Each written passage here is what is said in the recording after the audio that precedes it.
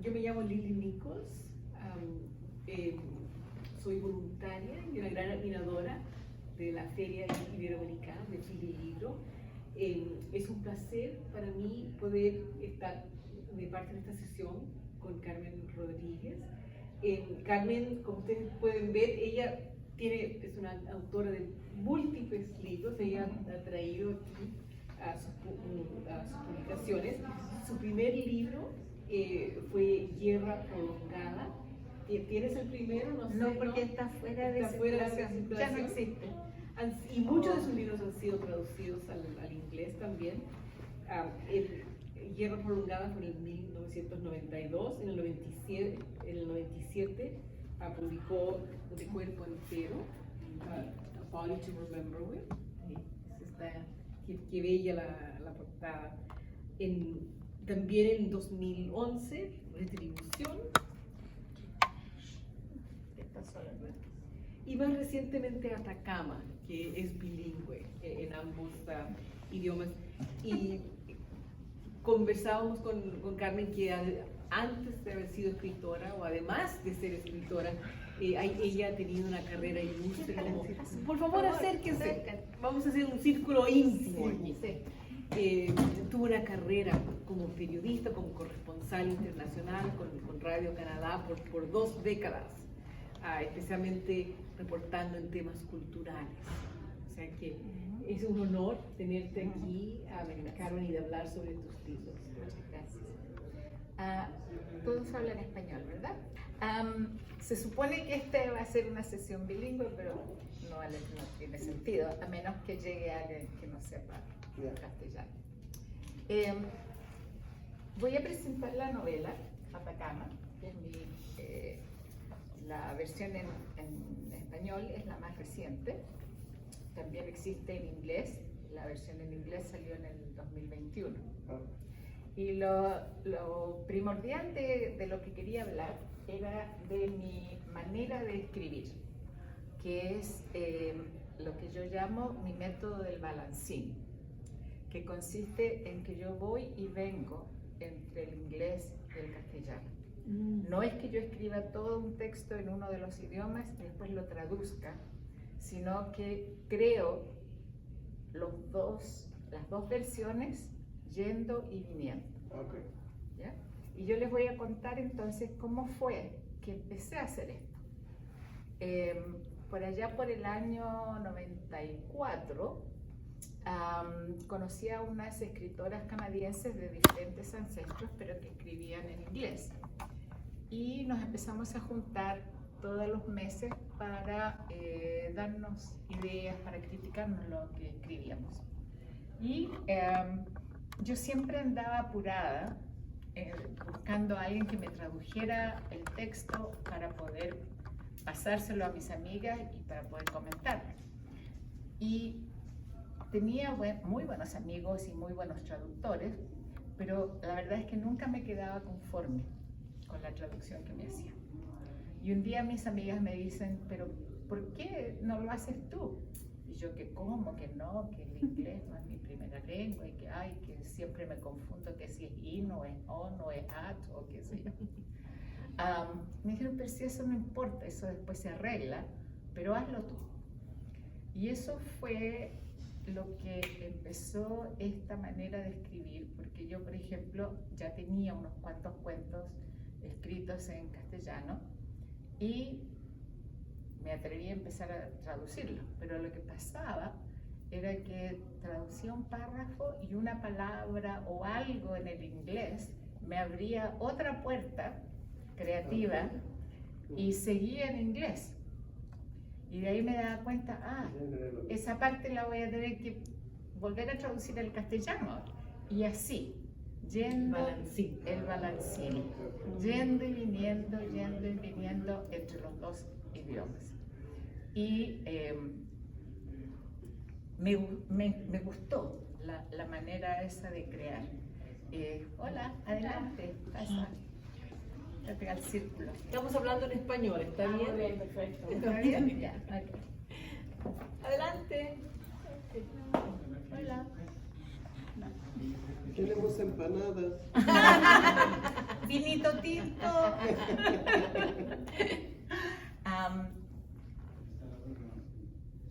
Claro, era mucho trabajo, pero la verdad es que al final siempre terminaba con 2 textos, con 2 libros, con 2 cuentos, con lo que fuera. Estaba conversando de cómo escribo, yendo y viniendo entre los 2 idiomas. Y adopté ese método y es lo que he estado usando desde siempre.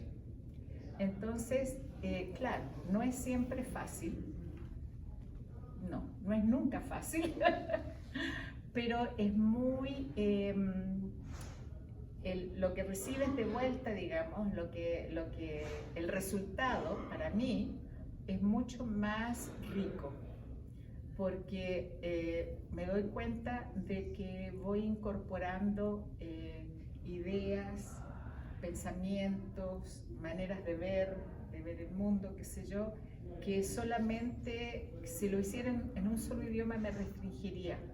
En cambio, hacerlo en los 2 como que me abre el panorama. Ahora, desde el punto de vista lingüístico y cultural, claro que hay desafíos. Por ejemplo, estos son cuentos y son exactamente los mismos cuentos, ¿okay? Si tú miras uno en inglés y miras el otro en castellano, dicen lo mismo en 2 idiomas diferentes.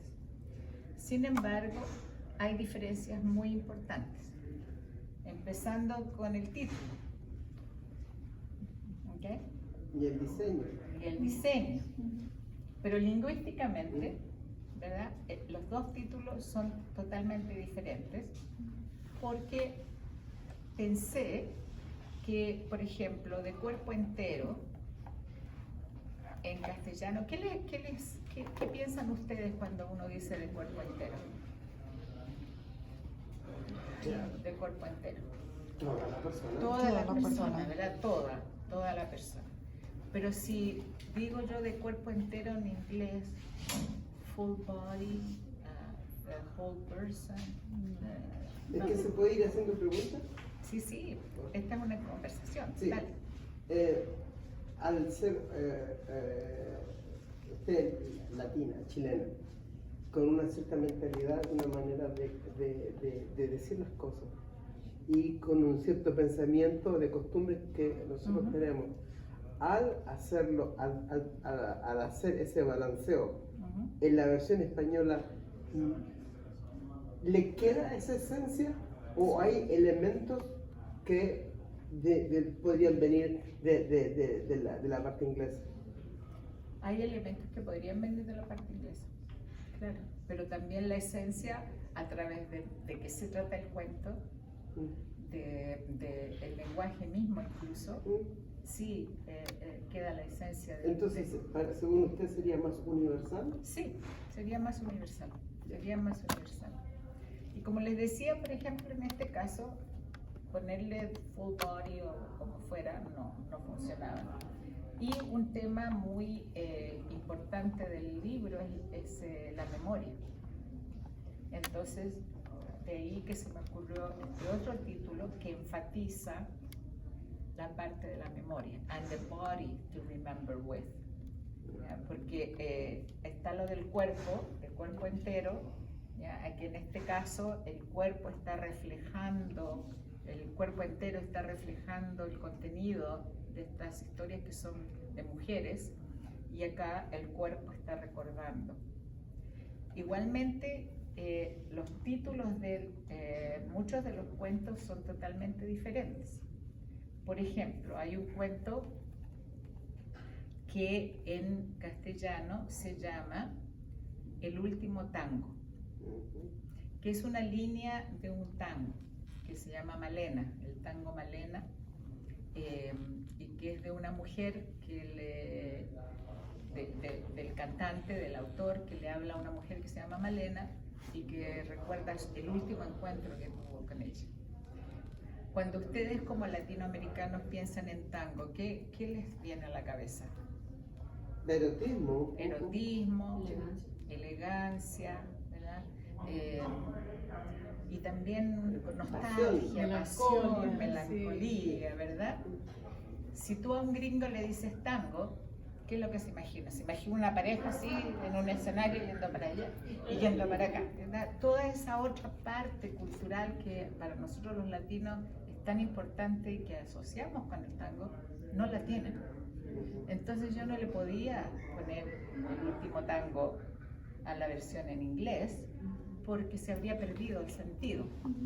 Entonces en inglés encontré una palabra que no pude encontrar traducción al castellano, pero que es trespass, que viste cuando ponen en un lugar, do not trespass, ¿ya? Que quiere decir que no puedes pasar más allá, que estás haciendo algo mal. Y en castellano, en inglés se llama el cuento trespass, porque es de dos mujeres, una que regresa a Chile para unirse a la resistencia clandestina y la otra que se queda en Vancouver, y la que está en Chile como que le escribe una carta a su amiga, pero como no le puede escribir, se la escribe como en la cabeza.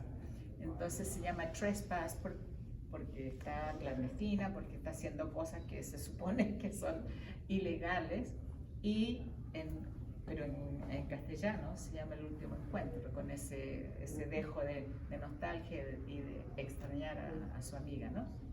Y así, entonces esos son los desafíos con los que uno se encuentra.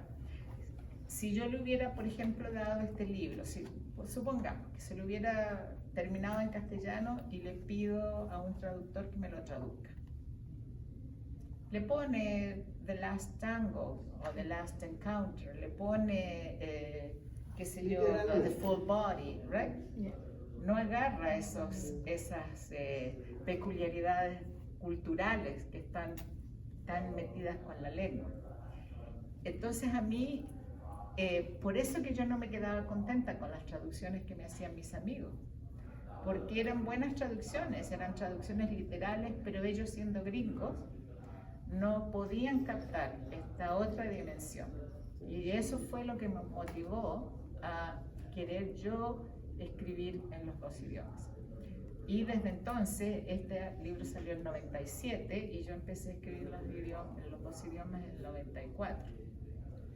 Y desde entonces, o sea que hace ya casi más de 30 años, más de 30 años que escribo así.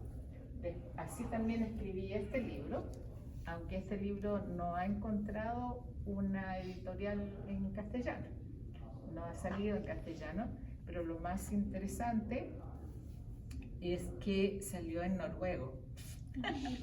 ¿Cómo ocurrió eso? Así de caído del cielo.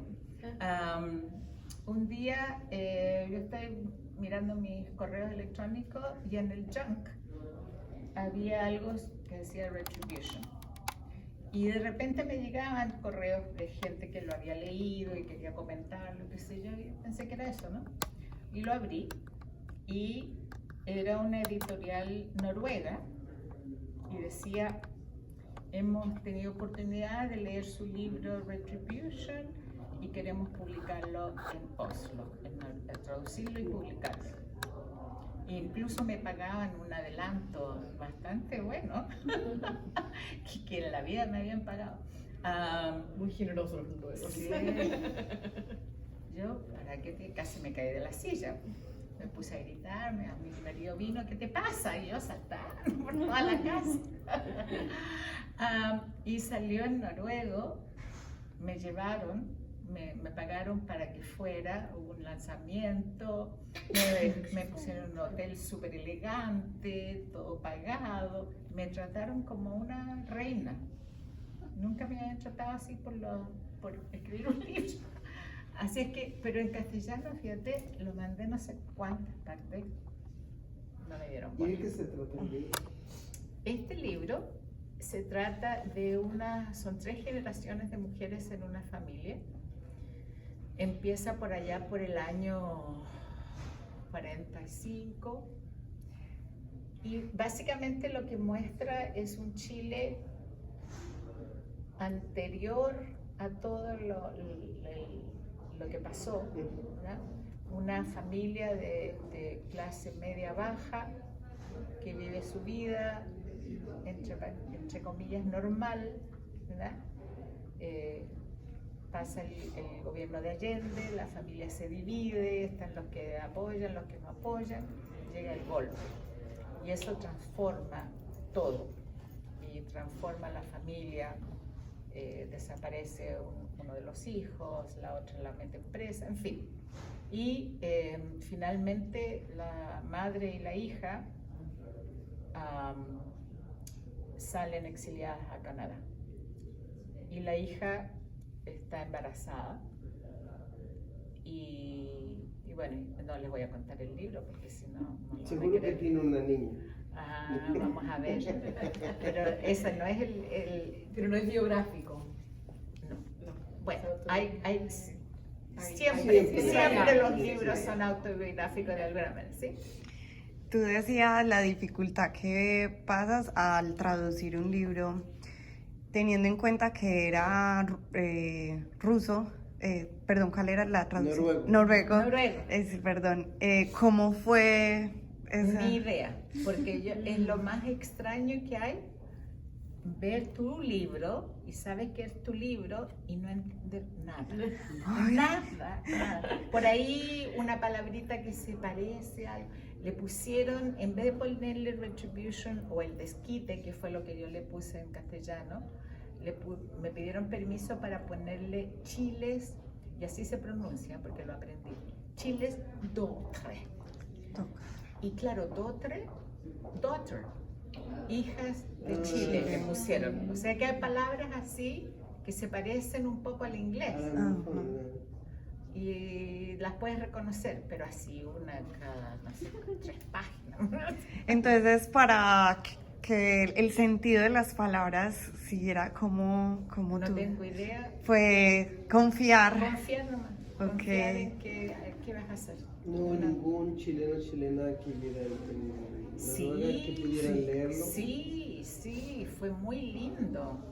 Fue muy lindo porque llegaron chilenos que habían salido exiliados al mismo tiempo que yo, de varias generaciones. Llegaron los de la misma edad mía, porque yo salí exiliada después del golpe en Chile, que se habían ido a Noruega, y los hijos.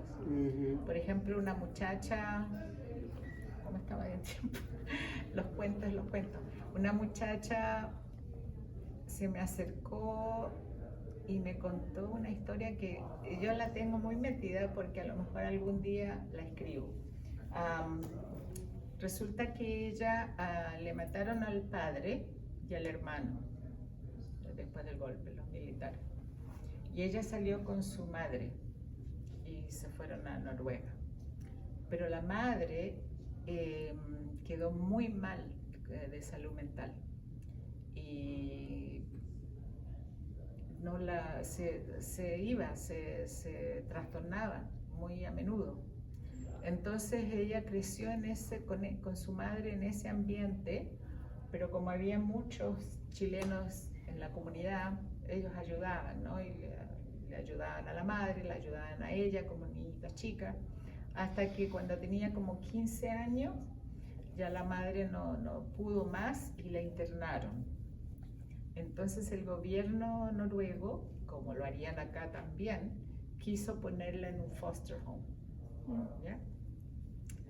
Y ella con 15 años y con ayuda de su comunidad se leyó todas las leyes y se representó a ella misma porque ella no quiso. Entonces ella llevó al gobierno a juicio y defendió su derecho de vivir ella sola, de cuidarse, y demostró que era capaz a los 15 años. Y claro, ella prácticamente había criado a su mamá. Y después se hizo abogada, estudió para ser abogada y ahora, bueno, en el tiempo que salió el libro, defendía a gente joven que se especializaba en eso. Muy lindo. Ahí hay otro libro. Sí, allá hay otro libro, ¿verdad? Sí, una muy linda muchacha. Y bueno, sí, ella me entrevistaron en una radio que tenían un programa de los chilenos y habían leído el libro. Y sí, yo les pregunté, y me dijeron que no, que estaba todo, ¿qué les iba a preguntar?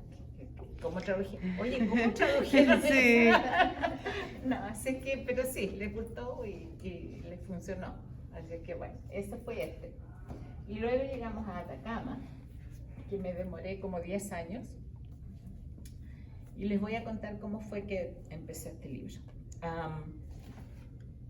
Mi madre se murió en el año 1993 y cuando yo fui a Chile la cuidé el último mes y cuando ya estaba por morir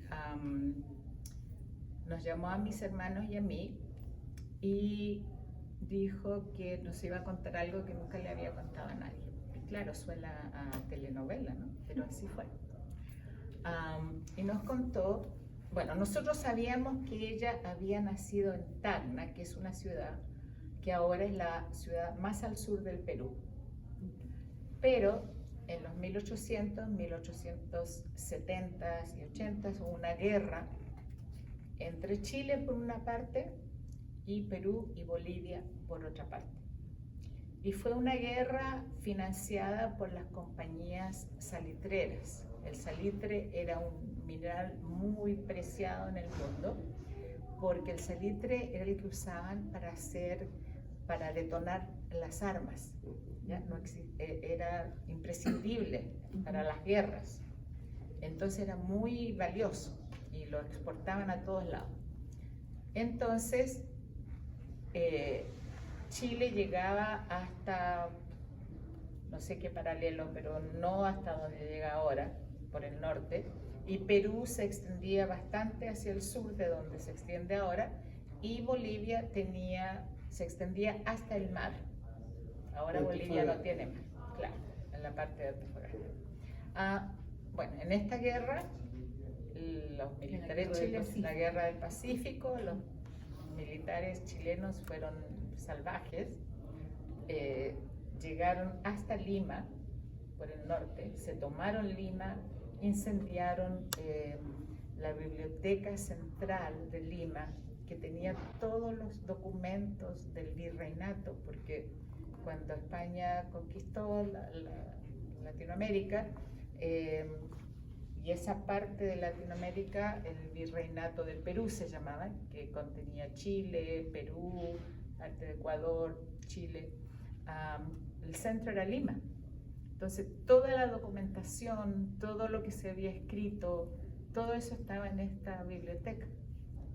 La incendiaron los salvajes. Finalmente hubo muchos reclamos. Entonces, las tropas chilenas bajaron, salieron de Lima, pero Chile se quedó con todo el territorio del sur del Perú y hasta acá y con la ciudad de Tacna. Y se quedó también con todo el territorio boliviano, que era la parte que llegaba al mar. Entonces mi mamá, cuyo padre era militar, nació en Tacna, porque mi abuelo estaba, ahí lo tenían de mandamás, el jefe. Así que nosotros sabíamos que mi mamá había nacido en Tacna. Porque era chileno en ese tiempo. Claro, que era chileno en ese tiempo y después se habían ido. Y cuando se estaba muriendo, nos contó este cuento, que ella salía a jugar todas las tardes con unas amiguitas peruanas que tenía, lo cual se lo tenían prohibido, porque los chilenos se creían superiores, ¿ya? Entonces los chilenos, ella no debía jugar con esas niñitas peruanas, esas indiecitas. Entonces no la dejaban, pero mi madre siempre fue rebelde y en la tarde mi abuela se ponía a escuchar la radionovela y mi abuelo se iba a dormir siesta y ella se arrancaba y se iba al río a jugar con las amiguitas. Y una de esas tardes estaban ahí jugando cuando sintieron un rugido tremendo y miraron río arriba y se venía una turba negra, como un aparato así grande de barro, se sentían animales, qué sé yo, y se venía arriba abajo. Y ellas alcanzaron a subirse a un árbol, y ahí llegó eso, y traía también cadáveres humanos.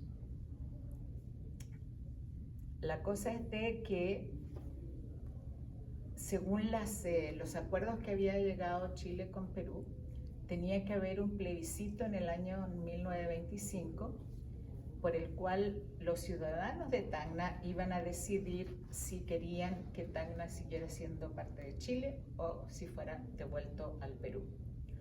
Entonces se formaron unas organizaciones paramilitares que se llamaban las Ligas Patrióticas, con el apoyo del Ejército de Chile, y entre el Ejército de Chile y las ligas paramilitares se dedicaron a matar a familias peruanas completas para que así el hombre no pudiera votar y así no se supiera, o sea, se habían ido.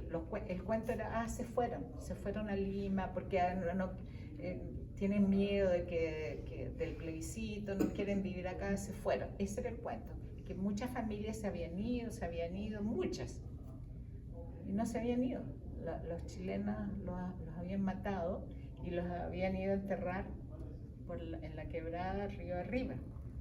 Y claro, en el desierto de Atacama, ahora ha cambiado, pero antes llovía cada 100 años. Y ese fue uno de los años. Entonces el río se desbordó, viniendo desde la cordillera, de las montañas, se desbordó, se vino río abajo, pasó a llevar todo lo que había en el camino, y entre eso todos los cadáveres que habían sido enterrados río arriba por los militares. Y ella vio eso, y cuando llegó a su casa, finalmente salieron de ahí con las chicas, ella llegó a su casa, la castigaron porque claro, se había salido, y ella después, más tarde ese día, escuchó a su padre con otros militares ahí en su casa, vanagloriándose de todo lo que habían matado y enojadísimos porque el río se había venido y los habían descubierto. Y esa misma noche salieron de Tacna, los sacaron a todos los chilenos y a los militares porque sabían que se iba a destapar la olla, ¿no? Iban a descubrir qué había pasado. Y ahí ella se dio cuenta de que su padre era no solo uno de los asesinos, sino que uno de los artífices. Había promovido y planificado las matanzas. Y nosotros sabíamos que ella no quería a su padre, la verdad es que era un viejo de mierda, la verdad, porque era violento, les pegaba a ella, les pegaba a la madre, que sé yo, era un tipo violento. ¿No alcanzaste a conocer? Sí. Y nosotros pensábamos que era por eso que mi mamá no lo quería, pero estaba esta otra razón que era mucho más contundente, ¿no? O sea, entonces eso, por un lado. Por otro lado, mi padre era hijo de mineros y vivía en el desierto, y después vivió en la costa.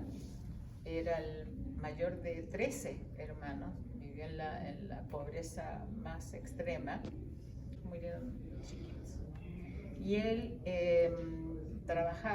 empezó a trabajar a los 12 años en la mina también, y como era el mayor de los hermanos, también ayudaba, cazaba, pescaba, lo que fuera, para ayudarle a la familia, ¿no? Pero él siempre contaba estas anécdotas como las aventuras más emocionantes del mundo. Nosotros nos costó años darnos cuenta lo trágico que había sido todo su niñez, ¿no? Porque él las adornaba, que cuando sacó un pulpo del agua y el pulpo se le subió por acá y eso, y lo apretaba, y él acá, ya, al final llegó con el pulpo a la casa y así. Entonces lo que pasó fue que a mí me me tomó tiempo procesar lo que nos había contado mi madre, ¿no? Y finalmente empecé a investigar y claro, se habla de los libros chilenos nunca mencionaron la masacre de Lima, de Tacna, nunca. Hay que ir a las fuentes peruanas y ahí está, pero ahora en los últimos 30 años ha empezado ya los chilenos a reconocer, los historiadores, que eso sucedió. Entonces yo empecé a investigar eso y mientras investigaba eso descubrí que ese mismo año, el año 25, había habido otra masacre en Chile, en una mina del salitre, donde el ejército de Chile mató a 2.000 personas, mineros, 2.000 mineros, sus familias, todos. Mismo año, el ejército de Chile. Entonces, mi imaginación, yo empecé a hacer conexiones, ¿no? Y me acordé también de los cuentos de mi padre. Entonces, Atacama es una novela histórica que está basada en esos dos hechos, pero que el ímpetu personal, digamos, para escribirla fue el cuento de mi madre y los cuentos de mi padre. Y está contada en las voces de sus personajes principales, que son Manuel y Lucía, y los dos tienen 12 años cuando comienza la novela. Manuel, el chico minero, chico pobre,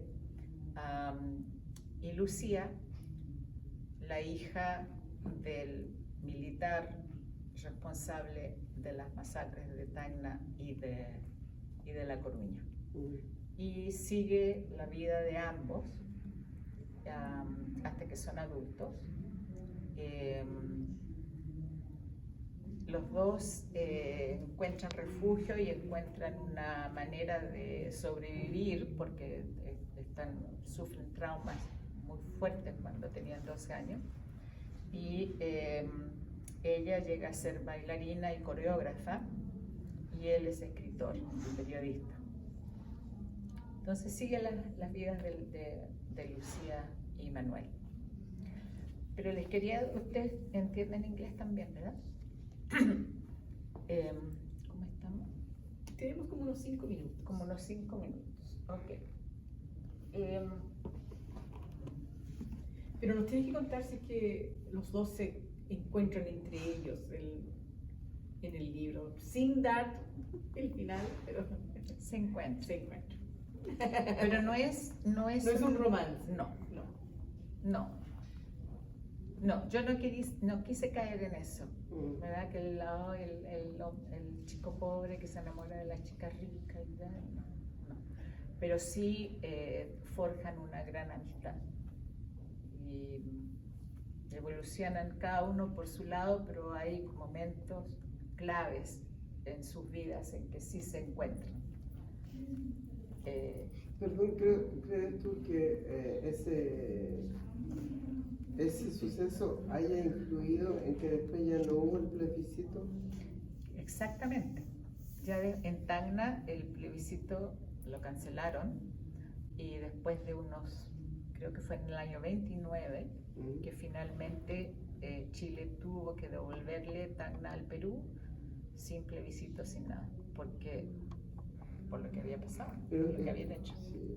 ¿Fue eso o fue un arreglo así, ok, yo me quedo con Arica y tú te... Fue parte de eso, pero el plebiscito de Tacna no sucedió nunca, sino que fue parte de los arreglos a los que llegaron diplomáticamente y que Perú exigió Tacna y lo denunció la masacre, ¿no?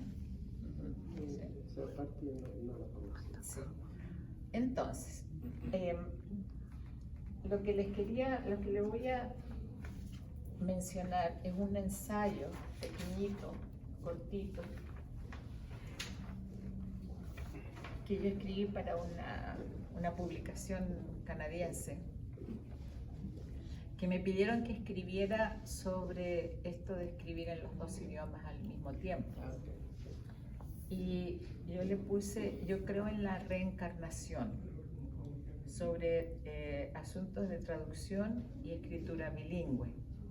Y básicamente lo que planteo es de que escribir en los dos idiomas es como construir una casa, pero amoblarla de manera diferente.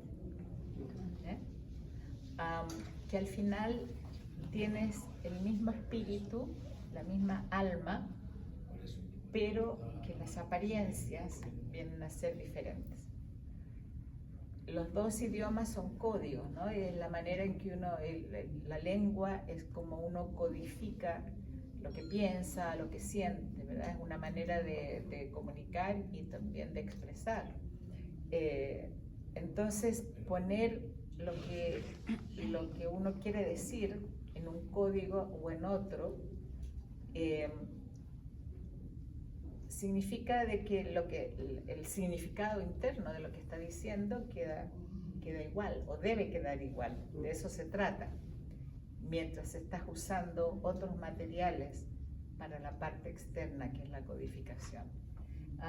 No lo voy a leer porque no tenemos tiempo, pero básicamente para mí de eso se trata, ¿no? Se trata como de una reconstrucción o una restauración, un trabajo de restauración de una estructura que ya está, de un significado que ya existe y que uno quiere expresar de diferentes maneras. ¿Quieren comentar o preguntar más cosas? A mí se me viene a la mente cuando hablaba como en la universalización del idioma. Sí. Porque al lograr esa mezcla, ¿no? Se va a ir ven, con puntos yo, por ejemplo, hablo más francés que inglés, y yo me doy cuenta que en francés hay cosas que uno puede decidir mucho más concretas que en español. Sucede también eso. Sucede, sí. Pero, por ejemplo, no sé si estuvieran esta mañana para la conferencia que dio el embajador de España. Sí. ¿Ustedes no estuvieron? Al final él dijo que parece que habla varios idiomas el señor, ¿no? Algo dijo. Pero la cosa es que él expresó la opinión de que, por ejemplo, el inglés se ha puesto muy frío, como que no sirve tanto para expresar ciertas cosas. En cambio, el español está más cercano a los sentimientos y qué sé yo. Yo no estoy de acuerdo. Yo creo que todos los idiomas sirven para todo. Por supuesto que también representan puntos de vista o maneras de mirar el mundo que son diferentes, obvio, porque son diferentes geográficamente, étnicamente, de todas maneras, ¿no? Pero todas las personas, hay una universalidad de sentimientos, de pensamientos, de capacidad de sentir o de querer expresar, qué sé yo. Lo que pasa es que en ciertos idiomas, bueno, quizás hay una palabra o algo que no se pueda traducir, pero hay otras maneras. Claro. Hay otras maneras. Puedes que no necesites una palabra, puedes que tengas que usar 10, pero igual puedes. No es que un idioma sirva más para esto o para el otro. Yo creo que ciertas prácticas, por ejemplo, si el idioma inglés que se usa tanto en las cosas técnicas o científicas, hay un cierto vocabulario y hay una cierta semántica que claro, para el inglés sirve mucho para eso, ¿verdad? Pero en términos generales del lenguaje, sobre todo el lenguaje literario, yo creo que todas las lenguas son muy ricas, todas las lenguas dan para todo. Es Sí. otra manera de vivir. Sí, sí. Me imagino que de ahí viene cuando dices que cuando aprendiste a traducirlos salía otra riqueza Exacto. cultural, otro Algo mundo. más amplio, ¿verdad? Incluso más rico, sí. Sí. Qué interesante. Ajá. Gracias. Carmen, un millón de gracias por este diálogo. Lo rico de tener un grupo íntimo es que realmente podemos intercambiar. Es casi como estar escuchando la historia al lado de la chimenea. O sea, Sí. tus felicitaciones por tus libros. Gracias. Y especialmente por explicarnos tu manera muy única, pero muy especial de escribir y cómo eso influencia la mente que estás pensando sobre tus historias. Gracias. De parte de la feria tengo un pequeñito, solo un certificado para agradecer tu participación y a lo mejor nos pueden sacar una foto oficial aquí también